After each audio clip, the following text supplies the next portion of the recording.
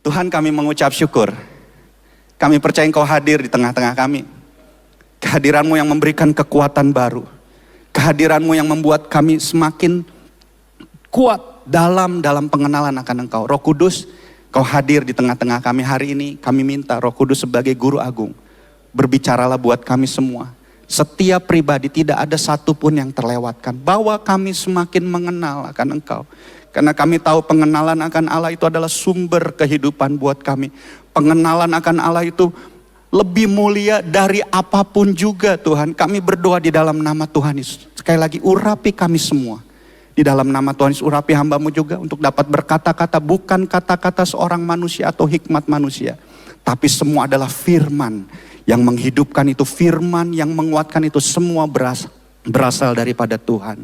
Terima kasih, segala pujian, hormat dan syukur hanya bagi Tuhan. Dalam nama Yesus kami berdoa mengucap syukur. Amin. Puji Tuhan. Ini sudah masuk ke minggu ketiga di bulan Oktober, tanggal 22 Oktober. Berarti minggu depan minggu terakhir nih untuk bulan Oktober. Jadi udah lewat lagi 1 bulan dan sudah hampir 2 bulan kita belajar tentang temanya adalah Heart of God atau hatinya Tuhan, yang gak lain adalah bicara tentang keselamatan, salvation, dan itu yang dilakukan. Misinya dia datang ke dunia untuk menyelamatkan manusia. Itu yang kita pelajari selama 2 bulan ini. Dan puji Tuhan, saya dapat jadwalnya sebelum terakhir sekali. Jadi masih punya banyak waktu untuk mempersiapkan lebih lama. Jadi sekaligus dikuatkan dan diteguhkan dengan semua firman Tuhan selama 2 bulan ke belakang itu. Saya dikuatkan, diteguhkan. Jadi itu seperti firman Tuhan yang menjadi satu kesatuan. Jadi jangan lewatkan setiap pertemuan ibadah kita, karena itu jadi satu kesatuan. Kalau Bapak Ibu yang belum dengar lagi ke YouTube. Karena ini firman Tuhannya terus saling menguatkan, saling menyatukan sehingga kita semakin mengenal. Kita semakin dalam kebenaran firman Tuhan. Sekaligus sebetulnya saya tinggal ngerangkum kali ya. Tinggal liatin, apalagi tadi firman Tuhan yang Mia sampaikan ada juga. Kemudian lagu nggak nyangka memang, lagu New Life Youth yang pertama itu bicara tentang firman Tuhan juga, saling menguatkan. Saya percaya Tuhan terus bergerak dalam perkumpulan orang percaya untuk membawa kita kepada arah yang jelas. Tuhan memang berbicara melalui gembala sidang kita. Dengar arahannya, kita ikuti sama-sama. Dan saya percaya Tuhan akan terus menolong kita untuk merubah kita semakin hari semakin serupa dengan Tuhan. Nah, firman Tuhan tetap dengan temanya mengenal akan Tuhan.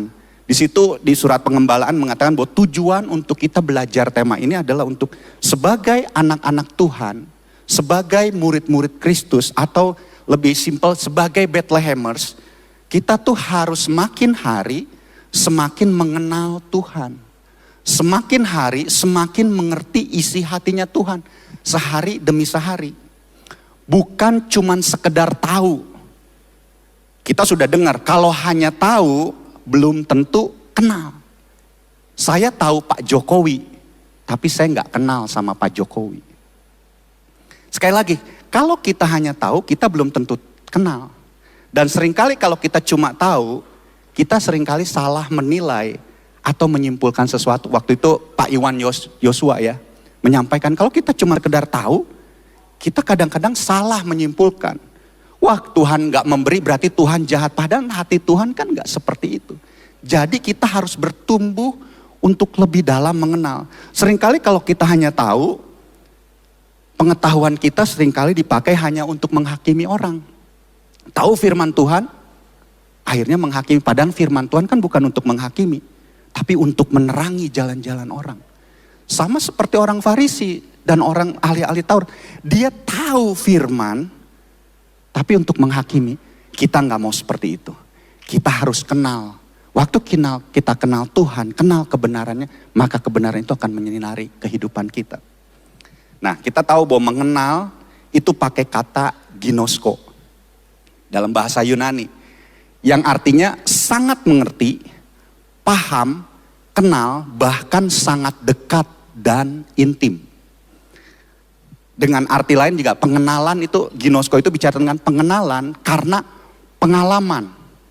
atau mengalami karena adanya hubungan yang erat dan hubungan secara pribadi. Sekali lagi ginosko Tuhan pakai dalam firman Tuhan bicara mengenal Allah, itu bicara tentang sebuah pengenalan, sebuah hubungan, sebuah pengalaman secara pribadi yang erat dengan Tuhan.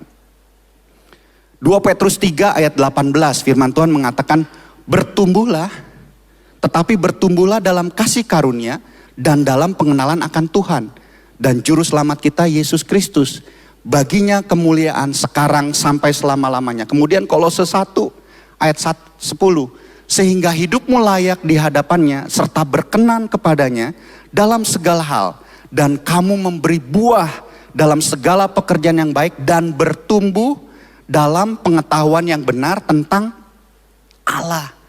Waktu kita mengenal Tuhan, maka kita akan semakin mengenal hatinya, maka kita akan bertumbuh dalam pengenalan akan Allah dengan benar. Makanya perlu sebuah pengenalan akan Tuhan. Jalan satu-satunya untuk mengenal Tuhan atau mengenal isi hatinya Tuhan adalah dengan cara bergaul karib dengan Tuhan. Yang tadi dibilang pengenalan itu bicara tentang hubungan yang erat. Bergaul karib, bergaul intim, ginosko itu bicara keintiman. Gak ada cara lain selain bergaul karib dengan Tuhan. Selalu terkoneksi dengan Tuhan. Pengalaman mengalami Tuhan dari hari-hari kehidupan kita. Hubungan yang erat. Bukan cuma sekedar, tapi firman Tuhan bilang kecaplah dan lihatlah. Hari-hari kita harus mengecap kebaikan Tuhan. Merasakan kebaikan Tuhan. Nyata Tuhan hadir. Melihat, mengalami, merasakan semua itu sebuah hubungan yang dekat. Pengenalan akan Tuhan, mengenal akan Tuhan. Tadi dibilang bertumbuhlah. Itu adalah sebuah proses. Sebuah proses enggak langsung jadi kita langsung kenal. Itu sebuah proses. Bertumbuhlah. Jadi kalau sebuah proses semakin kenal tuh harus ada usaha. Harus ada usaha yang harus kita bangun.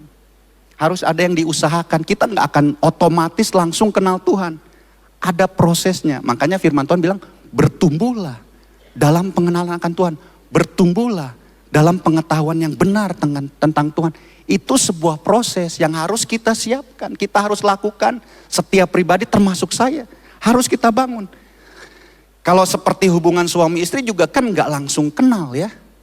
Ada proses yang harus dilalui. Kami sudah menikah 22 tahun. Sampai hari ini kami terus belajar untuk bisa saling kenal. Wanita ingin dimengerti. Suami ingin dihargai. Tapi kalau nggak kenal, kadang-kadang akhirnya kamu nggak ngerti. Iya, karena nggak kenal, kamu nggak menghargai saya. Itulah. Jadi suami istri aja perlu sebuah proses sepanjang umur kehidupan sampai Tuhan pisahkan dalam maut ya. Itu kan pernikahan. Nah saya justru ada sebuah kata yang lucu nih tentang suami istri. Suami istri itu harus hidup bersama atau hanya hidup serumah. Beda tuh dua kata itu, hidup serumah dengan hidup bersama. Seharusnya hubungan suami istri itu adalah hidup bersama. Makan bersama, cuci piring juga bagi-bagi tugas bisa bersama. Yang bantuin ya bersama. Suami lagi pusing, istri bisa kasih ketenangan. Itu sebuah hidup bersama. Suami istri, ini untuk suami istri ya, itu harus hidup bersama, bukan cuma sekedar hidup serumah. Kalau hidup serumah, ya serumah. Makan, yang satu lihat handphone semua. Itu hidupnya cuma serumah.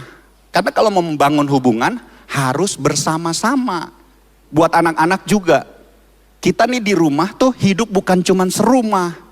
Tapi bersama-sama, ada fungsi anak, ada fungsi orang tua. Jadi harus hidup bersama, membangun hubungan. Memang kamarnya berbeda, tapi kan satu rumah.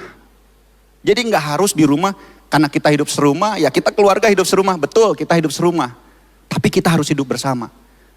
Pulang di kamar, papa mama di kamar, udah. Terus ketemu pagi, siapin makan, pulang pergi mah. Terus pulang lagi. Enggak. Kalau kita mau deket satu sama lain, itu harus hidup bersama. hidup serumah dan hidup bersama. Jadi mari bangun hubungan. Karena sekali lagi hubungan itu nggak bisa cuma sekedar, tadi kalau Mia bilang nggak prioritas. Harus menjadi sebuah prioritas. Hidup serumah itu harus menjadi, bersama itu harus menjadi sebuah prioritas. Karena sekali lagi, pengenalan akan Tuhan, pengenalan satu sama lain itu adalah sebuah prioritas yang harus diusahakan, gak terjadi otomatis. Sebuah proses. Makanya kenapa, lihat ya, sepanjang bulan ini, anak-anak youth, kalau 7 minute preaching, cuman salah satunya adalah WPDA.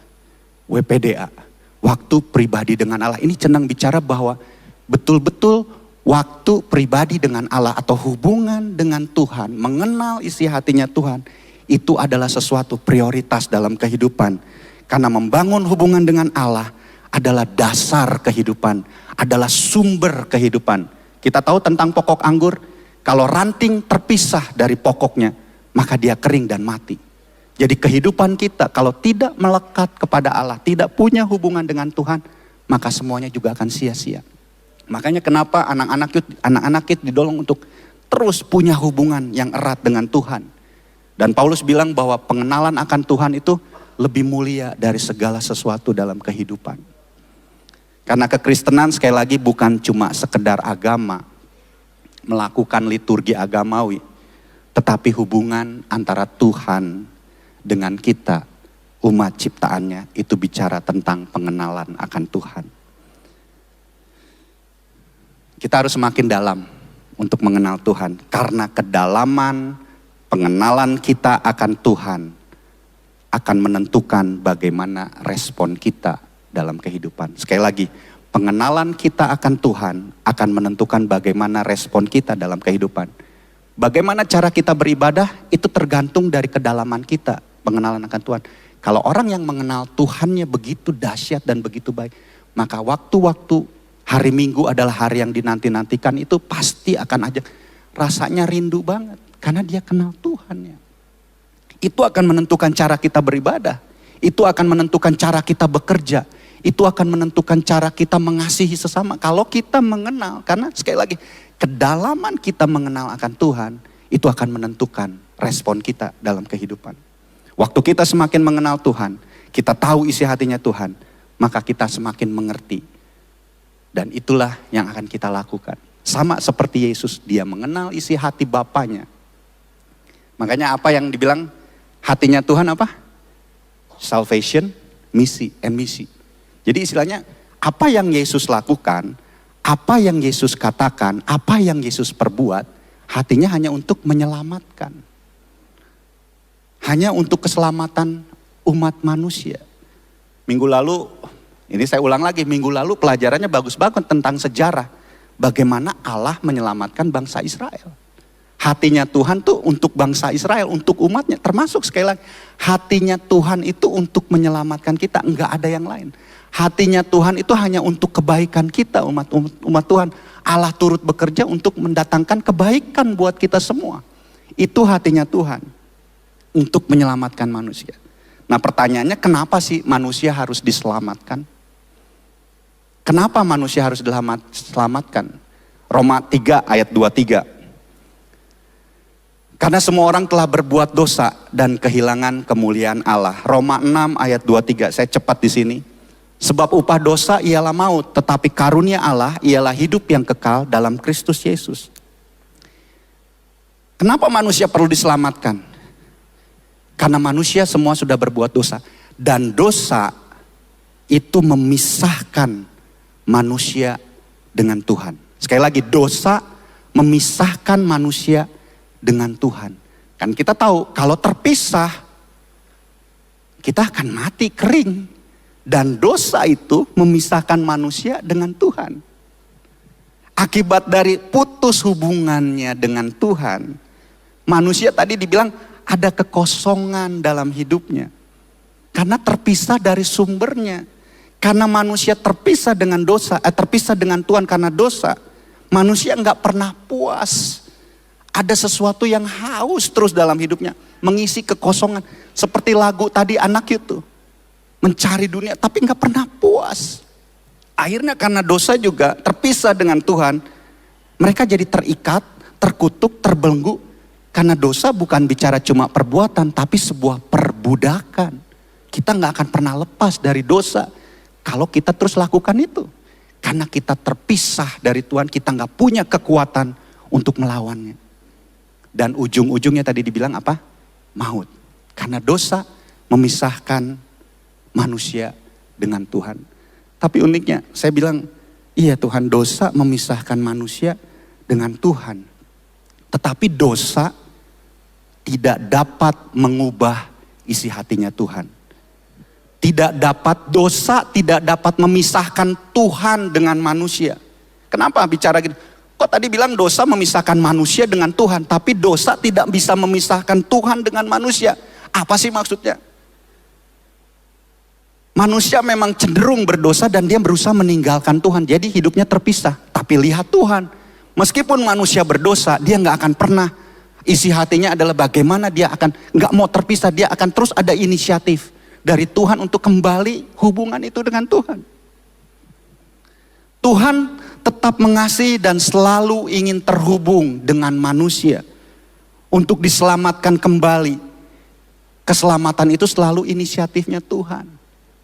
Dosa memisahkan manusia dengan Tuhan.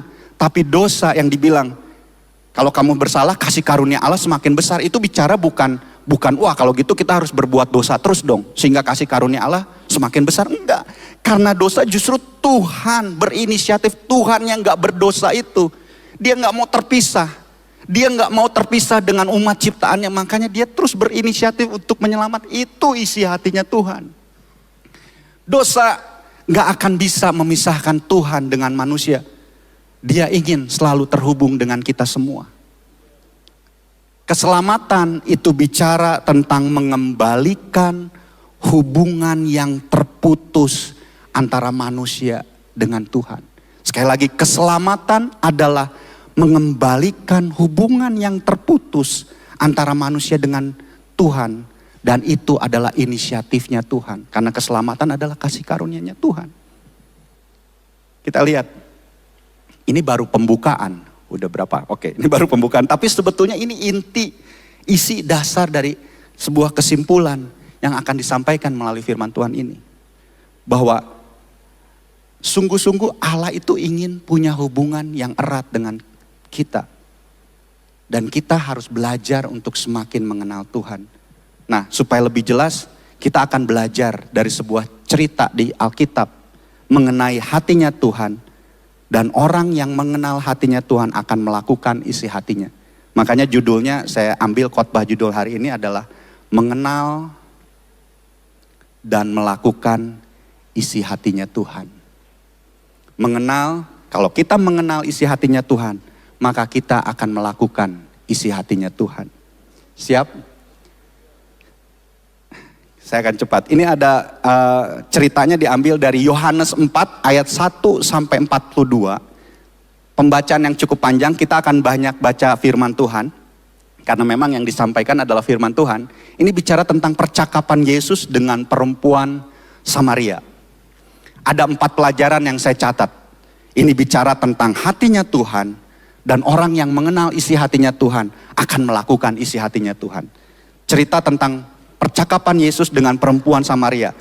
Yohanes 4 ayat 3 sampai 15. Yohanes 4 ayat 3 sampai 15. Saya akan bacakan. Ia pun meninggalkan Yudea dan kembali lagi ke Galilea.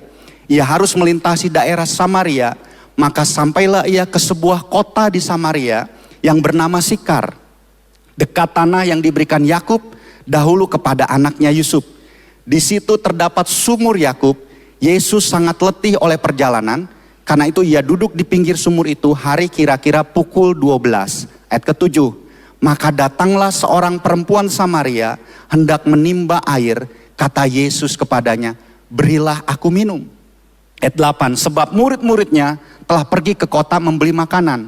Maka kata perempuan Samaria itu kepada Yesus kepadanya, masakah engkau seorang Yahudi minta minum kepadaku seorang Samaria? Sebab orang Yahudi tidak bergaul dengan orang Samaria.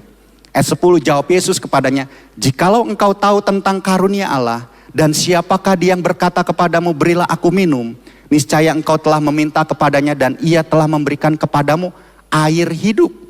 Kata perempuan itu kepadanya, Tuhan, engkau tidak punya timba dan sumur ini amat dalam. Dari mana engkau memperoleh air hidup ini? Ayat 12, adakah engkau lebih besar dari bapa kami Yakub yang memberikan sumur itu kepada kami dan yang telah meminumnya sendiri dari dalamnya, ia serta anak-anaknya dan ternaknya? Jawab Yesus kepadanya, barang siapa minum air ini, ia akan haus lagi. Tetapi barang siapa minum air yang akan kuberikan kepadanya, ia tidak akan haus dan untuk selama-lamanya. Sebaliknya air yang akan kuberikan kepadanya akan menjadi mata air di dalam dirinya yang terus-menerus memancarkan sampai kepada hidup yang kekal. Kata perempuan itu kepadanya, Tuhan, berikanlah aku air itu supaya aku tidak haus dan tidak usah datang lagi ke sini untuk menimba air. Pelajaran yang pertama dari kisah ini, ayat 3 sampai 15. Keterpisahan dengan Tuhan membuat adanya kekosongan dalam diri manusia. Adanya kehausan dalam diri manusia. Keterpisahan dengan Tuhan membuat adanya kekosongan dalam diri manusia. Keterpisahan, keputus hubungan dengan Tuhan membuat manusia tadi kosong dibilang. Mencari, aduh capek, kesaksian anak Yud tadi, aduh kayaknya hidup harinya begini-begini terus. Karena dia bilang dia terpisah dari Tuhan. Hal ini disebabkan karena dosa. Dosa memisahkan kita dengan Tuhan. Memisahkan manusia dengan Tuhan. Ayatnya dari mana? Yohanes 4 ayat 9 tadi. Maka kata perempuan Samaria ini kepadanya, masakah engkau seorang Yahudi minta minum kepadaku seorang Samaria? Sebab orang Yahudi tidak bergaul dengan Samaria. Ini bicara tentang sebuah keterpisahan. Orang Yahudi nggak bergaul dengan orang Samaria. Kenapa? Kemarin belajar sejarah jadi sangat melengkapi banget tuh. Kalau kita ingat kerajaan dari utara, Yerobeam, itu Samaria, 10 suku.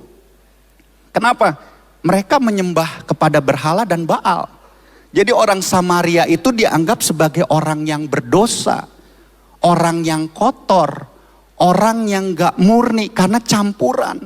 Kemarin ingat ya, disampaikan karena Asyur menyerang, akhirnya itu kawin campur di sana sehingga orang Israel atau orang Yahudi bilang bahwa ini kaum yang berdosa, kaum yang menyembah kepada Baal, kaum yang menyembah kepada berhala.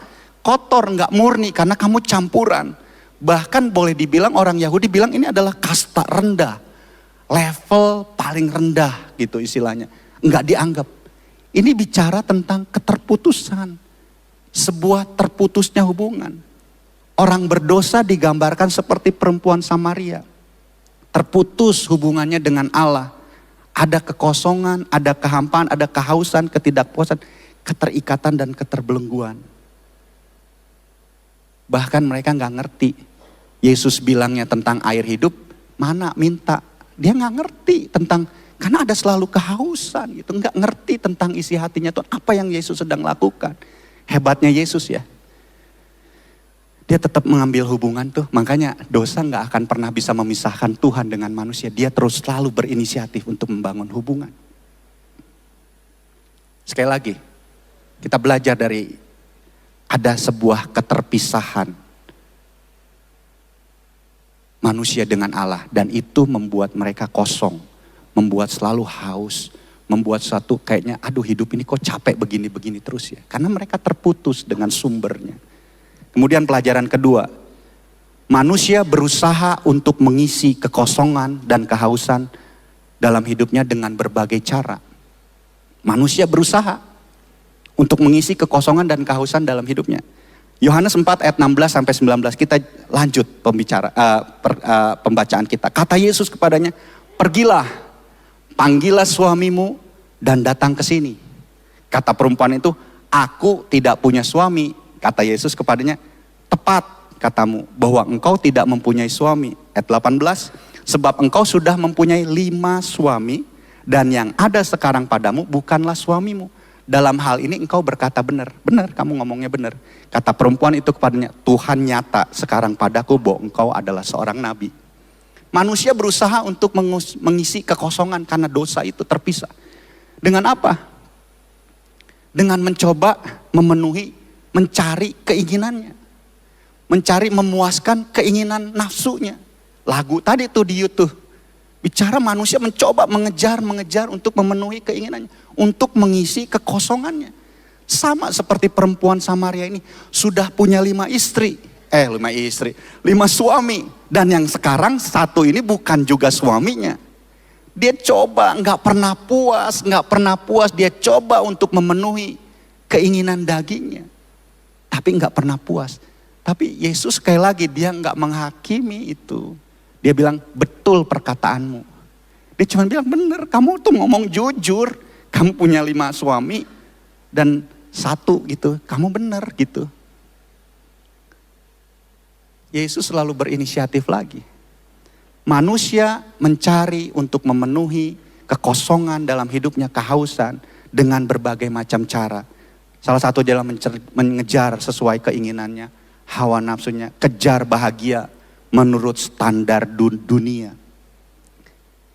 Menurut standar dunia, apa orang bahagia itu ya harus kaya, harus semua yang sesuai keinginan gua tercapai gitu istilahnya.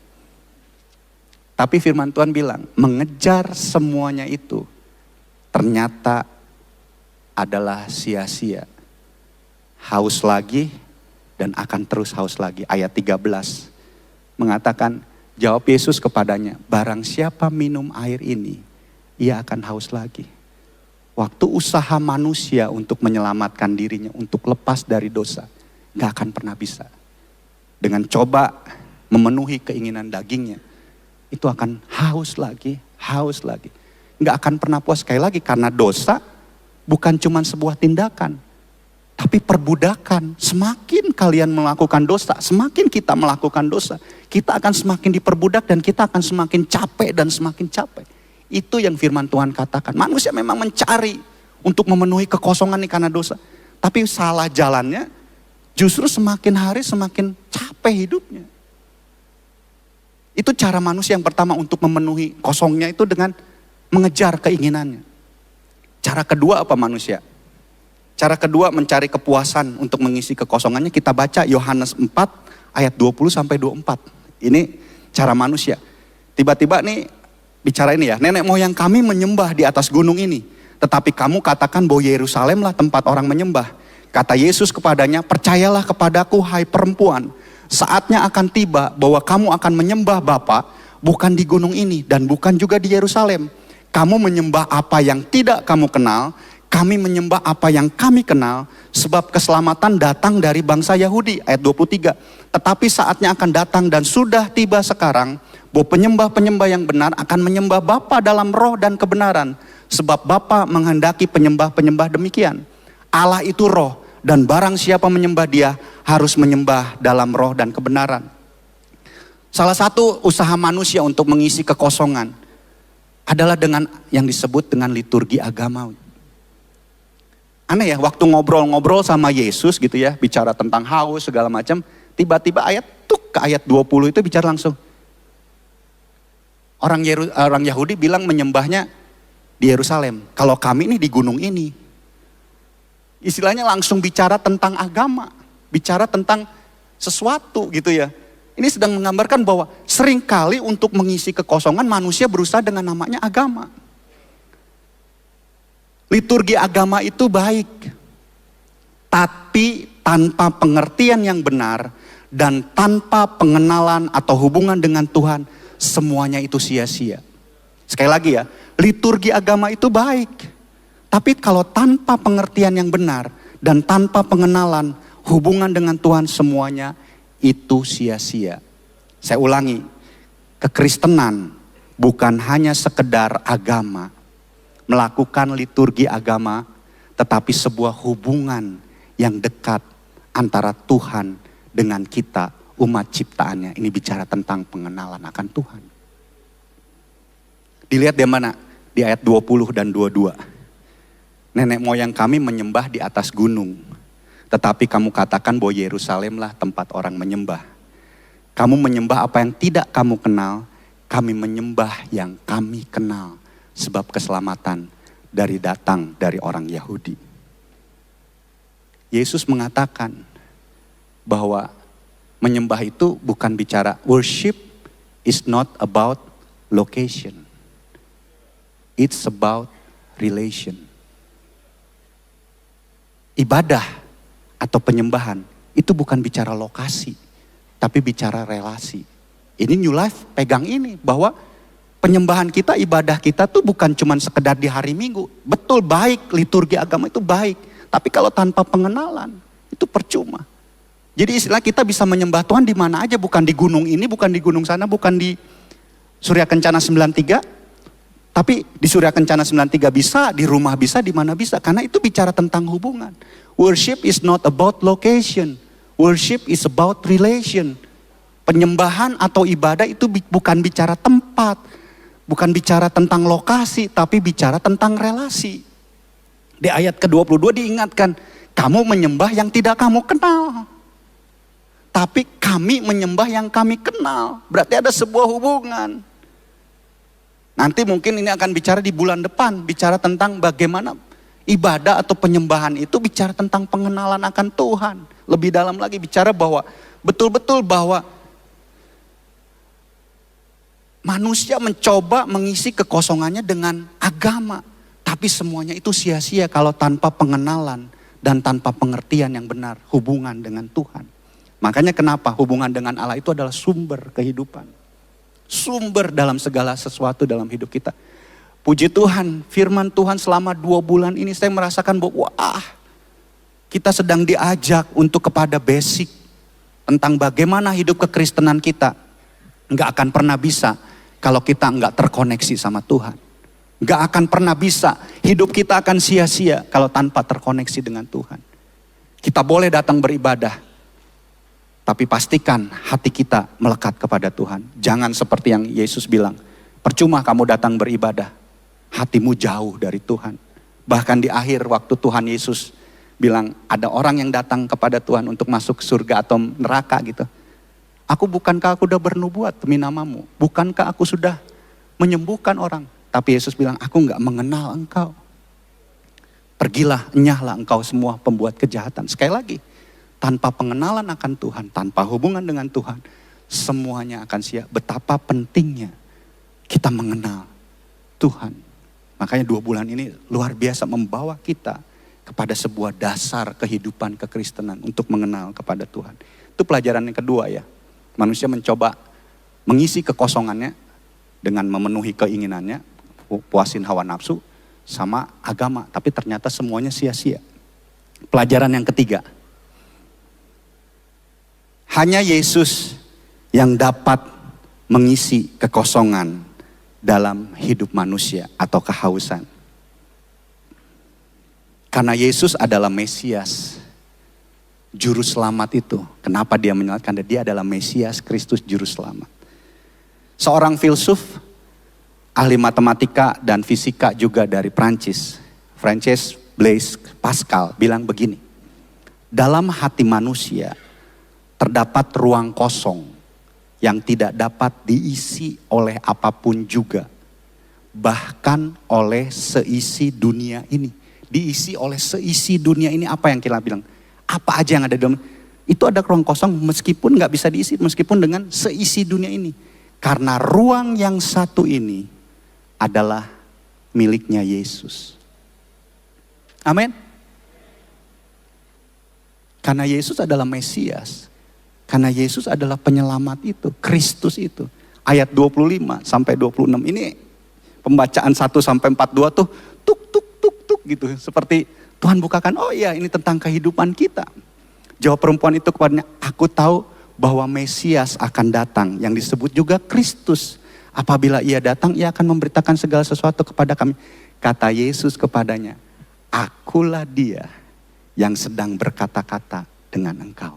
Lihat, Yesus perjalanan panjang ngobrol-ngobrol. Yesus coba bangun hubungan terus. Keterpisahan dengan Allah itu kan manusia jadi dosa. Aduh, segala macam. Terus Yesus bangun hubungan sampai akhirnya Yesus bilang, akulah Mesias itu. Dan memang hanya Yesus yang dapat mengisi kekosongan kehidupan manusia ini. Yesus datang untuk membangun hubungan, bukan menghakimi perempuan Samaria itu. Dia menyelamatkan, karena keselamatan bicara, Yesus mengembalikan hubungan yang terputus antara manusia dengan Tuhan. Yesus datang untuk mengembalikan, keselamatan itu bicara tentang mengembalikan hubungan yang terputus antara manusia dengan Tuhan.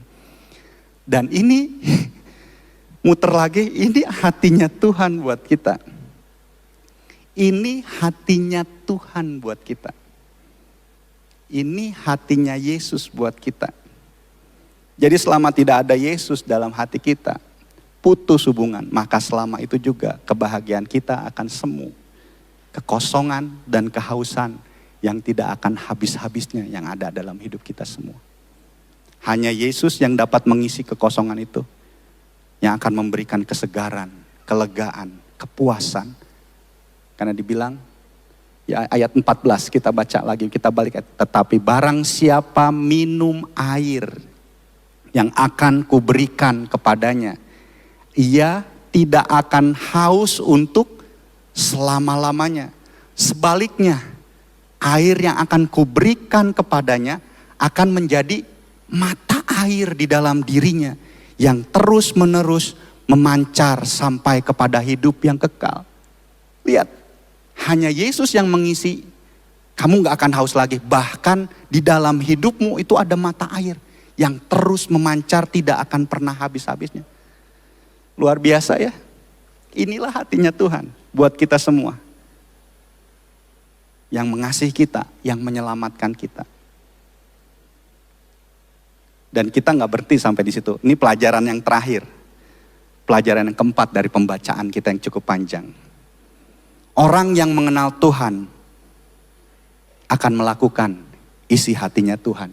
Dibilang orang yang mengenal Tuhan ada mata air itu akan terus mengalir. Terkoneksi dengan Tuhan, mengalami Tuhan, mengenal Tuhan dalam kehidupan, minum air hidup itu, maka itu akan jadi mata air. Maka dia akan mengaliri orang-orang di sekelilingnya. Hatinya Tuhan ada dalam hatinya kita. Maka dia akan melakukan, buka di ayat 27 sampai 29. Pada waktu itu datanglah murid-muridnya dan mereka heran bahwa ia sedang bercakap-cakap dengan seorang perempuan. Tetapi tidak seorang pun yang berkata apa yang engkau hendaki atau apa yang engkau percakapkan dengan dia. Maka perempuan itu meninggalkan tempayannya di situ lalu pergi ke kota dan berkata kepada orang-orang yang di situ, mari lihat, di sana ada seorang yang mengatakan kepadaku segala sesuatu yang telah kuperbuat. Itu pengalaman pribadi itu. Mungkinkah dia Kristus itu? Dan banyak orang Samaria, ayat 39, banyak orang Samaria dari kota itu telah menjadi percaya kepadanya karena perkataan perempuan itu yang bersaksi. Ia mengatakan kepadaku segala sesuatu yang telah kuperbuat. Orang-orang Samaria sampai kepada Yesus, mereka meminta kepadanya supaya ia tinggal pada mereka. Dan ia pun tinggal di situ 2 hari lamanya. Lanjut. Dan lebih banyak lagi orang yang menjadi percaya karena perkataannya. Dan mereka berkata kepada perempuan itu, kami percaya tetapi bukan lagi karena apa yang kau katakan. Sebab kami sendiri telah mendengar dia dan kami tahu bahwa dialah benar-benar juru selamat. Lihat sebuah proses, sebuah pola. Ini yang disebut sebenarnya gereja kita bilang perubahan hidup, perubahan peran. Apa sih maksudnya? Orang berdosa mengalami Tuhan. Hidupnya diubahkan. Hidupnya diubahkan. Dia mengalami perubahan hidup karena betul-betul ada Yesus. Kemudian dia melakukan isi hatinya dengan apa? Menceritakan tentang Yesus melalui kehidupan pribadinya, kehidupan hari-harinya. Sehingga akhirnya orang kenal Yesus, dengar Yesus. Kemudian mereka percaya, kemudian orang itu bertumbuh lagi. Mendengar suara, dia bukan lagi karena kamu saya bicara, saya kenal Tuhan, tapi saya mengalami lagi. Tadi kan dibilang orang-orang Samaria semakin banyak mengenal Tuhan. Tapi dia bilang aku percaya bukan hanya karena perkataanmu, tapi aku mendengar sendiri dan aku mengalami sendiri. Ini bicara tentang sebuah kehidupan, kita harus seperti ini. Akhirnya kita berubah peran untuk menjadi saksi buat orang-orang. Lihat sebuah kehidupan yang Tuhan sedang ceritakan buat hidup tentang isi hatinya Tuhan. Betapa pentingnya kita mengenal isi hatinya Tuhan. Betapa kita penting punya hubungan yang dekat dengan Tuhan. Sehingga waktu kita dekat, kita akan melakukan isi hatinya Tuhan. Saya minta para pemusik untuk bisa masuk.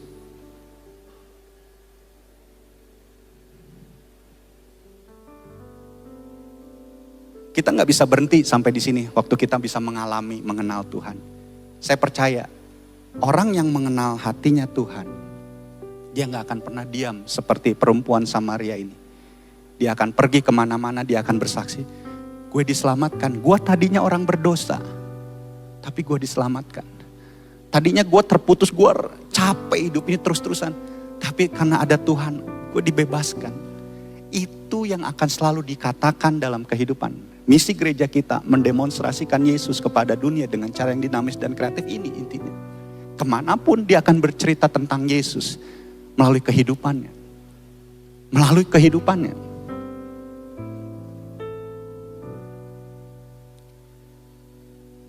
1 Yohanes 2 ayat 3 sampai 4. Dan inilah tandanya bahwa kita mengenal Allah, yaitu jikalau kita menuruti perintah-perintahnya. Barang siapa berkata aku mengenal dia, tetapi tidak menuruti perintahnya, ia adalah seorang pendusta dan di dalamnya tidak ada kebenaran. Kalau kita bilang kita mengenal Tuhan, maka kita akan menuruti perintah-perintah Tuhan. Hati kita gak akan pernah bisa diam. Kemanapun kita akan bicara. Kenapa kamu diberkati? Ini semua karena Tuhan. Kenapa kamu bisa ini? Semua Tuhan yang tolong. Semua apa yang kita ceritakan, itu bicara tentang hatinya Tuhan. Kemanapun kita pergi. Memang tadi disampaikan bahwa minggu ini, bulan youth. Kemudian juga bulan misi. Bicara tentang tema isinya. Coba digabung. Saya bilang bahwa panggilan hidup kita adalah untuk menggenapi kehendak Allah, accomplish the calling. Untuk tahu kehendak Allah, kita harus mengenal isi hatinya Tuhan. Jalan satu-satunya untuk mengenal hatinya Allah adalah dengan cara bergaul karib dengan Allah. Menyelesaikan panggilan kita.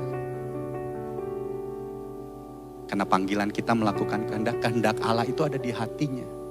Dan cara untuk mengenal itu tidak ada lain, adalah bergaul karib dengan Tuhan. Doa saya, yang pertama, saya mau menyampaikan undangan tentang Yesus. Isi hatinya yang sangat mengasihi saya dan saudara. Kalau di sini saya nggak tahu, ada yang merasa kosong, hampa, sepi, atau berasa, aduh saya berdosa.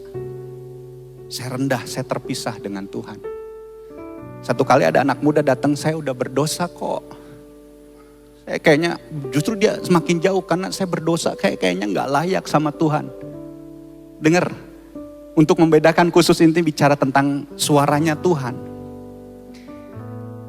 Suaranya Tuhan itu jelas. Suara iblis juga kadang-kadang membuat waktu kita berdosa, aduh kok saya sering kali melakukan kayak begini kok. Kayaknya saya diulang lagi. Jadi akhirnya ada suara bahwa bilang, saya ini berdosa, kamu itu nggak layak. Ngapain kamu deketin Tuhan? Tuhan itu kudus. Sepertinya suara ini membela Tuhan. Padahal ini suara si iblis. Karena dia menjauhkan hubungan dengan Tuhan. Beda dengan suara Tuhan. Tuhan akan bilang ini salah, ini berdosa. Tapi cepat datang kepadaku. Karena ada selalu pengampunan. Akan ada selalu pemulihan. Ini suara Tuhan karena Tuhan selalu inisiatif untuk mengambil sebuah hubungan dengan dekat. Karena jalan keluar dari dosa cuma ada dalam Yesus. Hati-hati dengan sebuah perkataan yang kayaknya, wah membela Yesus, Tuhan itu kudus. Jadi kita akhirnya menjauh. Padahal kita akan selama-lama kita akan mati karena terpisah dengan Tuhan. Tapinya suaranya Tuhan akan bilang jelas, ini salah. Enggak layak ini diberkenan untuk melakukan. Kamu akan mati, kamu akan terus. Tapi cepat datang padaku. Karena di dalam akulah ada pengampunan itu, ada pemulihan. Dan saya mau menyampaikan yang doa pertama adalah undangan Yesus buat kita semua. Mari tundukkan kepala, ini yang doa pertama. Terima kasih Tuhan. Kalau ada Bapak Ibu, saya gak akan lewatkan waktu ini, karena ini saya mau menyampaikan undangan Yesus. Hatinya, Yesus mau membangun hubungan, mengasihi, mengampuni. Kalau ada yang, mungkin ada yang belum pernah terima Tuhan Yesus. Hari ini setelah dengar firman Tuhan mengatakan, oh iya, saya tahu bahwa dia adalah Mesias, itu dia adalah Juru Selamat. Saya perlu diselamatkan, saya orang berdosa. Boleh angkat tangannya? Kalau ada yang baru pertama kali mungkin terima Tuhan Yesus. Puji Tuhan. Puji Tuhan. Atau ada yang saya merasa kosong. Saya merasa hampa. Kayaknya saya jauh dari Tuhan. Dan saya mau undangan Yesus itu. Boleh angkat tangan? Terima kasih Tuhan. Terima kasih Tuhan. Terima kasih Tuhan. Terima kasih. Dan doa yang kedua, kekristenan bukan cuma sekedar agama, datang ke gereja doang. Tapi bertumbuhlah sebuah proses untuk membangun hubungan lebih dalam. Mengecap dan mengenal dia setiap hari. Lakukan dengan sengaja. Siapkan waktu sebagai prioritas. Taruh perhatian. Fokus terpenting dalam hidup kita adalah kita mengenal Tuhan.